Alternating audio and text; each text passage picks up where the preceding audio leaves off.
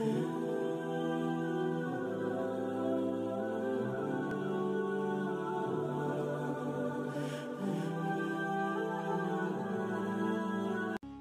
اللہ الرحمن الرحیم۔ تمام سامعین کو ہدایت اسلامک ٹیچنگ چینل پر خوش آمدید کہتا ہوں۔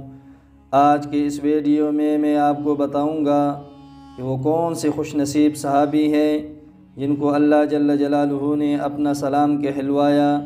سامعین محترم، وہ حضرت ابو بکر صدیق رضی اللہ تعالی عنہ ہے، جبکہ حضرت ابو بکر صدیق رضی اللہ تعالی عنہ امام الانبیاء فخر الانبیاء حضرت محمد عربی صلی اللہ علیہ وسلم کی مجلس میں اس حالت میں حاضر ہوئے کہ ان کے بدن پر کرتے کی جگہ ایک پٹا ہوا کمبل پڑا ہوا تھا، جس میں بٹنوں کی جگہ کانٹے لگا رکھے تھے۔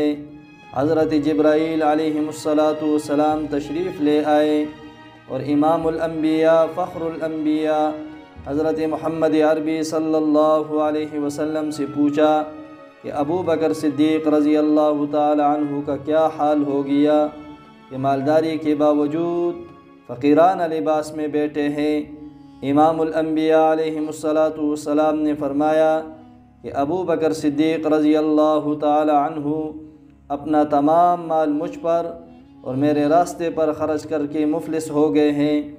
سامعین محترم، حضرت جبرائیل علیہ السلام نے عرض کیا کہ اللہ جل جلالہ نے حضرت ابو بکر صدیق رضی اللہ تعالی عنہ کو سلام کہا ہے اور پوچھا ہے کہ اے ابو بکر صدیق رضی اللہ تعالی عنہ، تو اس فقر کی حالت میں مجھ سے راضی ہے یا ناراض؟